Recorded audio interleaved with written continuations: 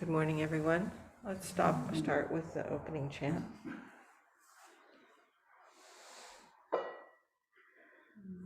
An unsurpassed, penetrating, and perfect Dharma is rarely met with, even in 100,000,000,000 kalpas.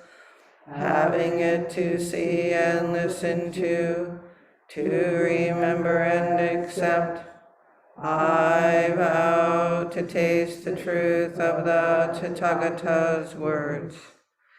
Good morning again. Good morning.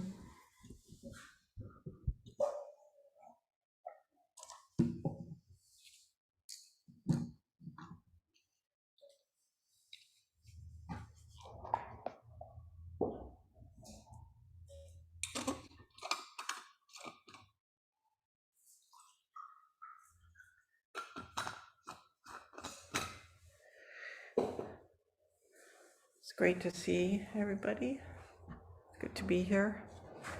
Can you hear me okay? Ron, Vicky, Jerry, can you give me a thumbs up? Okay, great. Oh, wait a minute. This is not happening.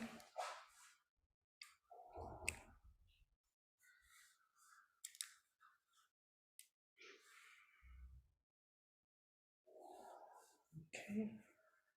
Patience, please. I don't know what's happening. Zenshuji, could you give me a hand with this? It's not. Oh, wait, here we go. That appears to be happening. Okay. All right, now the technology seems to have been straightened away. It's part of our lives, yeah. So we just had the Thanksgiving holiday, and I thought I'd talk a little bit about that and about gratitude and how to remember what's most true and what sustains us. Last week, Shinshu and I were down at Zenshuji Temple in Los Angeles for the meeting of the Association of Soto Zen Buddhists, which is, as many of you know, an organization of American and Japanese Soto Zen priests. I want to say thanks to Randy for giving the Dharma talk last week while we were away. I'm sure that everyone gained a lot for it, so thanks, Randy. The meeting in LA was rich with reminders of gratitude and thanksgiving. For one thing, it's really, really important that we remember all the people who carried this tradition to us. And at a Japanese American temple in LA, the first in this country, there's reminders everywhere of that. And we spent time with old friends who shared the love of the Dharma and are dedicated to doing our best to live out the Soto Zen tradition. We did a number of ceremonies and listened to talks by a teacher via Zoom from Japan about a ceremony that's going to happen next year, the Jukai ceremony that's going to happen to honor the 100th anniversary of Soto Zen in this country. And we had meals together and walks together, and it was just alive with mutual support. There's a rich tapestry of connection, and we don't get to see each other that often. Some people were new, and they were welcomed in to take their place among all of us. The one ceremony, Ryuki sent out a link for those of you that could watch it. Some of you, I think, watched it. Yeah, it was very vigorous and lots of fun. these ceremonies that we do are filled with friendship and communication and dedication. And so if you have a chance to watch it, please do. Lots of loud chanting and fanning and all kinds of cool stuff.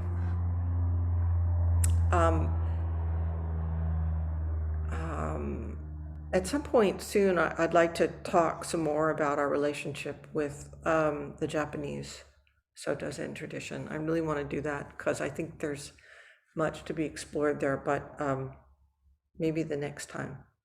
Maybe the next time I talk, not today. So I want to return to this subject of Thanksgiving. I think we're all aware that it's a very complicated holiday, filled with stereotypes and myths, skewed history, and handy versions of what was and what is, and we should never ignore that. It's important for us to stay awake to what we've received. But it's also, I think, possible to focus on the quality that many of us have come to associate with the day, and use that particular day as a time to reflect on our relationship to our experience of gratitude and what it means for us in Soto Zen practice and how we cultivate it. The word gratitude is derived from the Latin word gratus, meaning grace or graciousness or gratefulness. Brother David Stendelrast, who a Benedictine monk who I admire quite a bit, has a book called Gratefulness, the Heart of Prayer, and has a website completely devoted to gratefulness. It's really wonderful teaching. So this word is, it's not just an emotional state that we want more of because it feels good. It's a challenge and a path of practice. So often our lives are shadowed or even filled with what we see as missing, what is off or bothersome or not up to our ideals.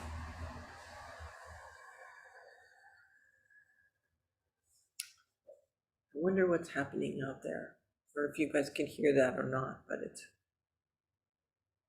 maybe a big truck or something. Thank you, Shinshu, for closing the window. Bothersome, right? Not ideal.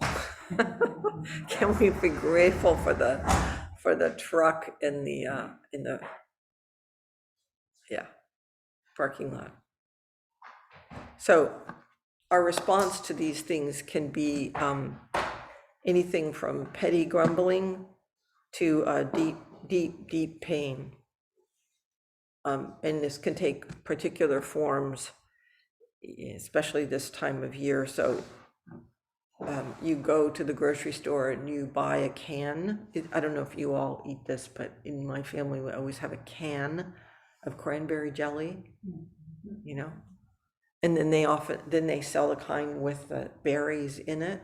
And so maybe you go to the store and you're in a hurry and you grab a can and you get to Thanksgiving dinner and it's got cranberries in it.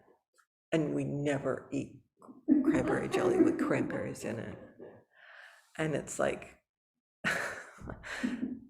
damn, I wanted the old-fashioned cranberry jelly with no cranberries in it. Grumble, grumble, grumble, grumble, grumble, right? So that's like this petty thing. On the other end, we might be alone on the holidays and imagine that everybody else has got this, June Cleaver kind of family where everybody gets along and it's really fun and there's lots of food and there's no inconvenient relatives or political divisions or, and this can, as we know, can bring on great suffering.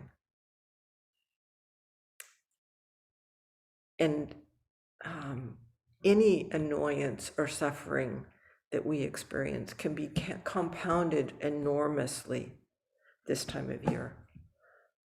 And our minds can reinforce a sense of separateness and lack. Our days and nights can be colored by this. Our field of vision can get limited or even blocked by a focus on what isn't, on what's lacking, what doesn't fit, what interferes with the experience that we hope for or expected.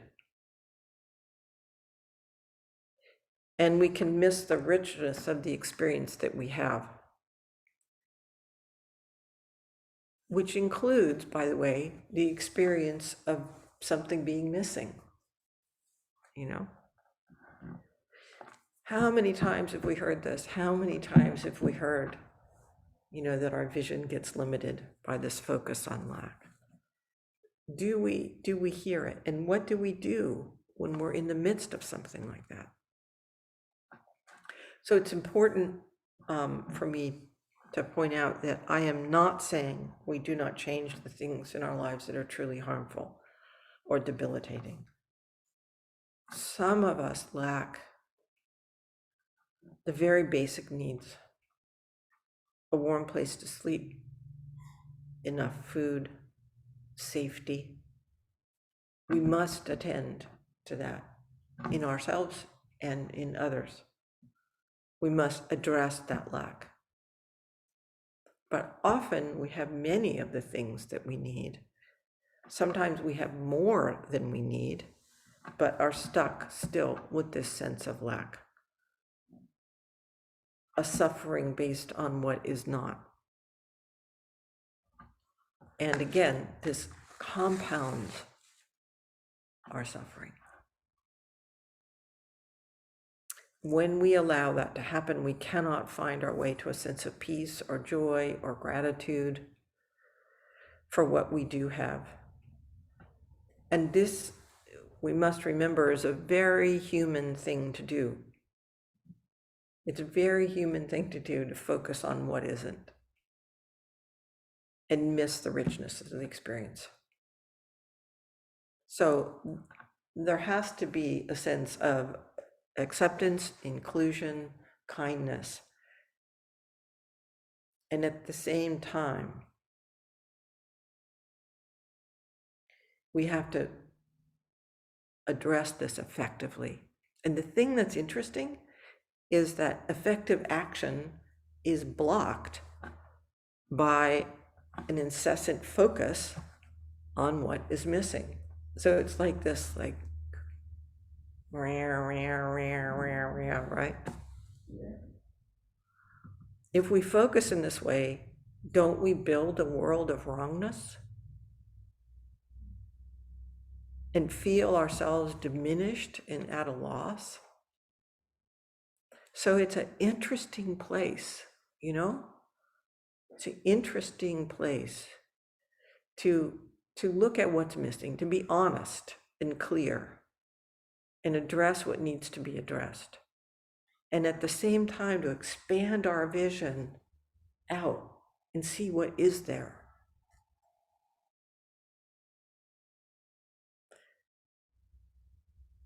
The other thing about this is that when we allow ourselves to be shrunk down in this vision, we're living in a wildly inaccurate world, at least according to the Buddha Dharma. We are not separate from all that is. When we expand our vision, we can see this. And we can allow the reality of our existence to become apparent to us. Our lives are supported by many, many, many lives, right? People lives, rock lives, spoons and plate lives, carrots and trees, rivers, houses, deer, cats, peanut butter, bread lives. Seeing this naturally gives rise to gratitude.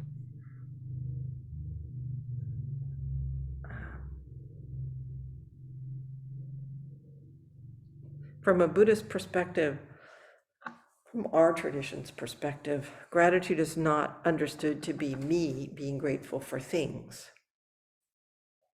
but a recognition that these categories of me and things are not, it's inaccurate. It's me things, me life, peanut butter life, me life, ocean life, together. We are living only because of the activity of all being. The dynamic whole of this reality is our life.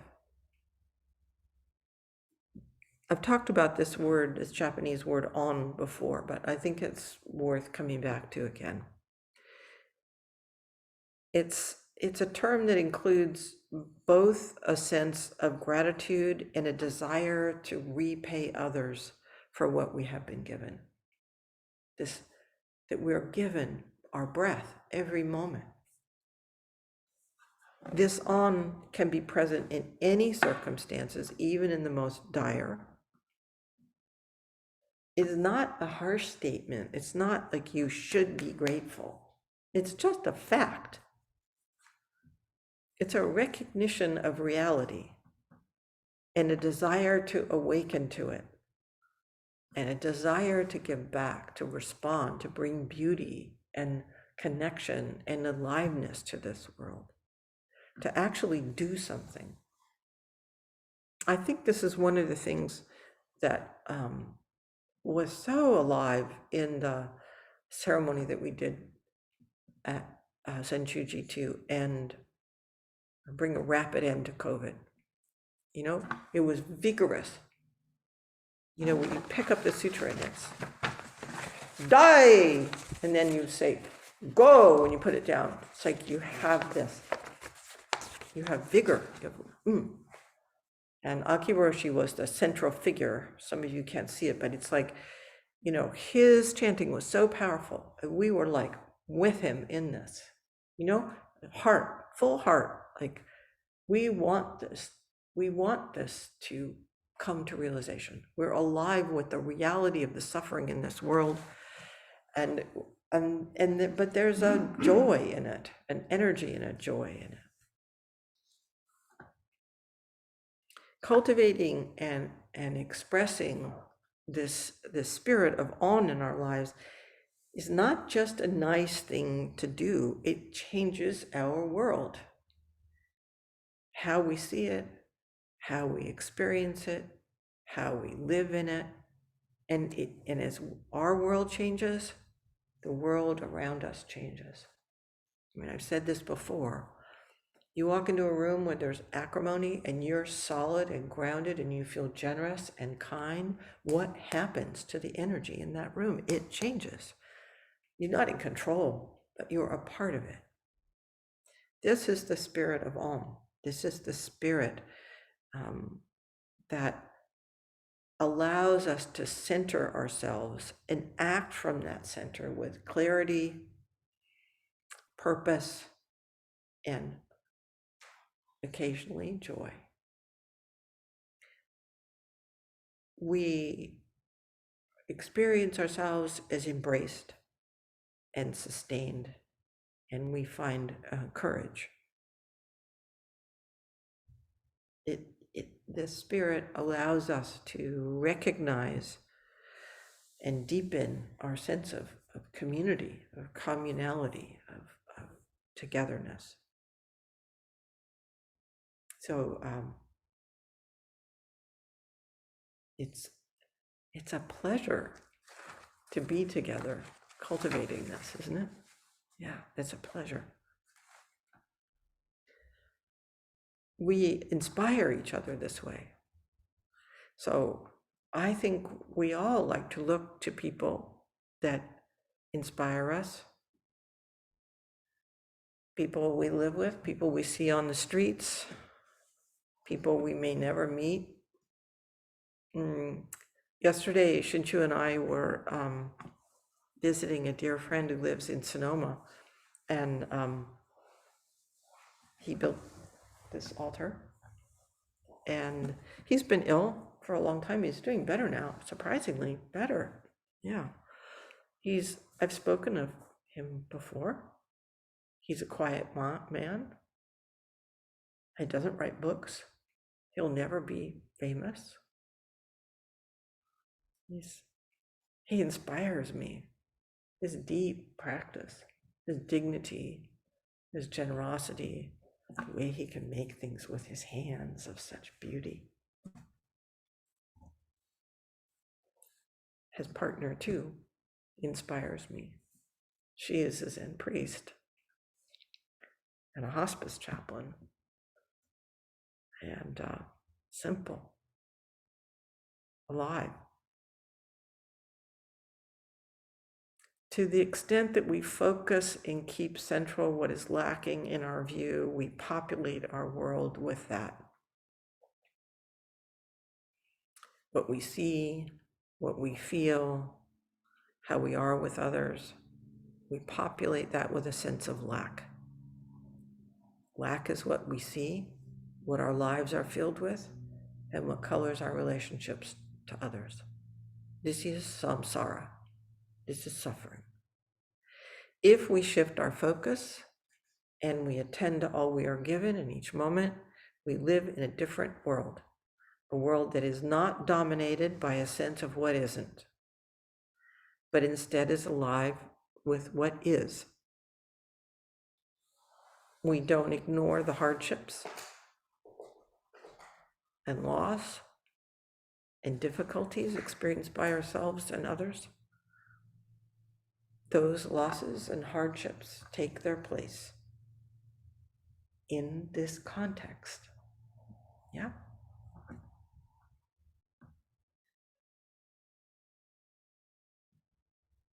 In our Sota Zen practice, along with appreciation of all that comes to us in this spirit of on, is a sense that the phenomena in the world are not there to serve us.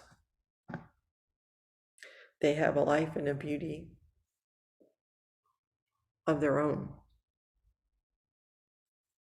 In other words, we are not the center of the universe. When we see this, we become curious and alive to the other. We have a sense of the other, not as alien to me, not separate from me, ultimately, but with an appreciation for the life, the trajectory, the unique movement, the right and worthiness of each phenomena, each one worthy of my respect, my reverence. When we see in this way, the door to gratitude opens. Yeah. And we can be taught by this. We can be taught by peanut butter beings and rock lives and ocean lives. We do not denigrate the other. It's pretty simple, but it's demanding. Dogen's Fascicle Gyoji continuous practice says, even when you are uncertain, do not use this one day wastefully. It is a rare treasure to value. Do not compare it to an enormous jewel. Do not compare it with the dragon's bright pearl. Key to this is even when you are uncertain, wobbly, I would say wobbly, filled with lack. Do not use this one day wastefully. It is a rare treasure to value. So these are the kinds of phrases that we can reflect on as a means of facing the depth of our Zen practice, connecting with all beings. Can help us reorganize our reality. We can study and think about, live out these words. And think about each word. It's always a good practice. And we can also have specific practices in our day-to-day lives, not just special times. I was just, during the break, I just stood outside. The sun is so beautiful.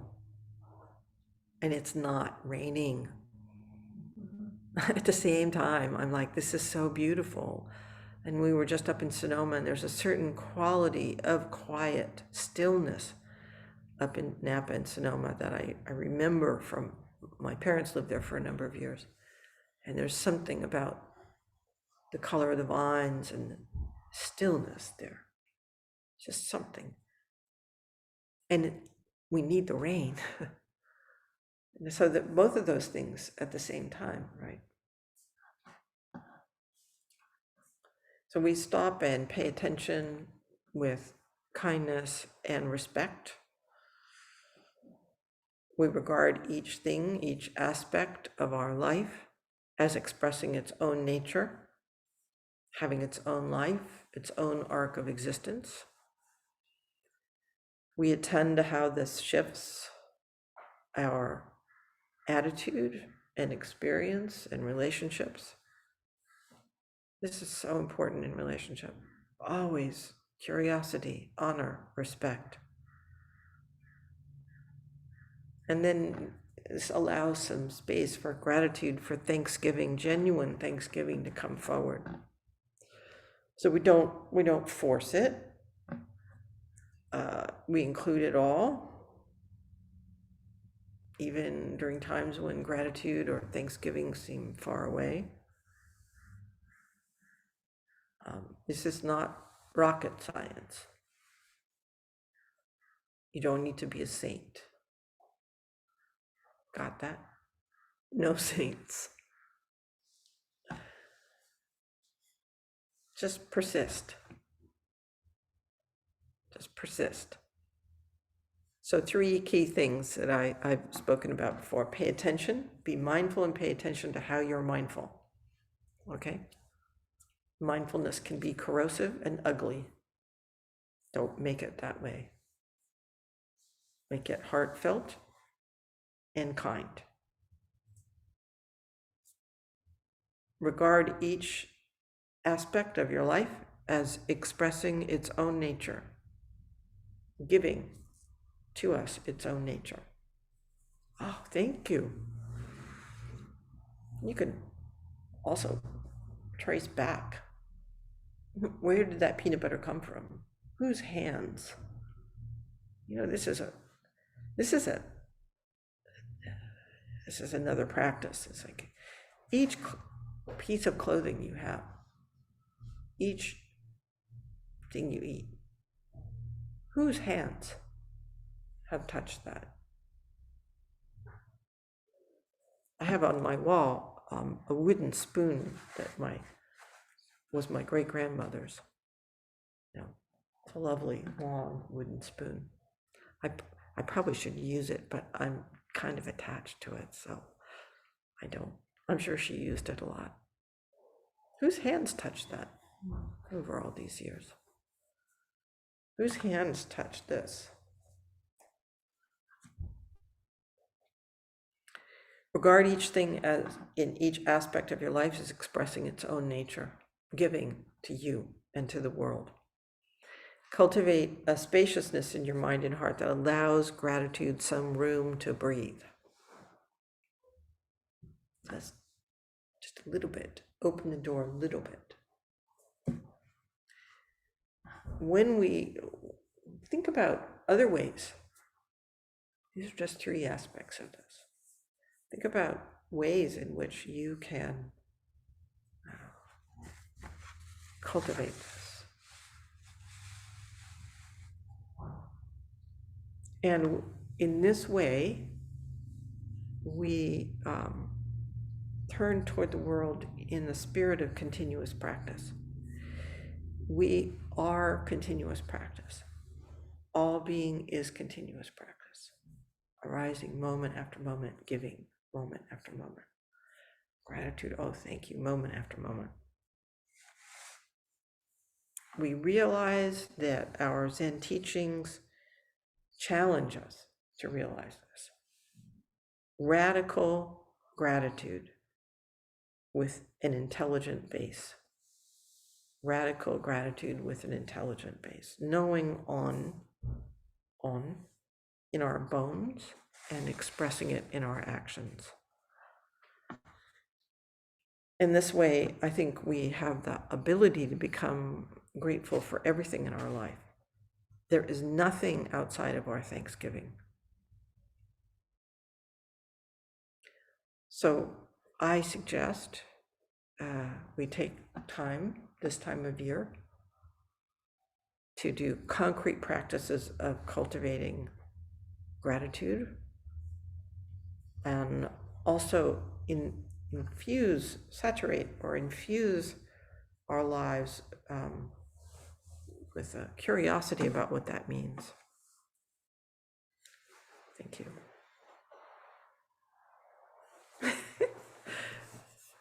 Rihanna is reminding me to stop recording.